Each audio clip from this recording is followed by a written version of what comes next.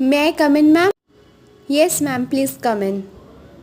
Ma'am, आपके बेटे को ऐसे लिखने कहा गया था। आपके बेटे ने ऐसा ऐतिहासिक ऐसे लिखा ना, आप खुद ही सुनिए। सबसे बड़े गांधी जी 2000 वाले थे, जो अभी बंद हो चुके हैं। 500 वाले गांधी जी कुल्ले कराते ही गायब हो जाते हैं। हाँ? तो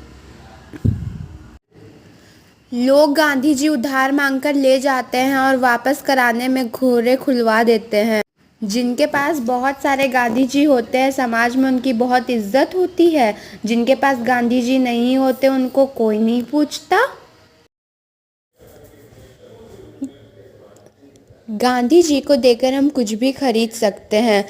गांधी जी के ना होने पर सारी रिश्ते अपनी औकात दिखा देते हैं।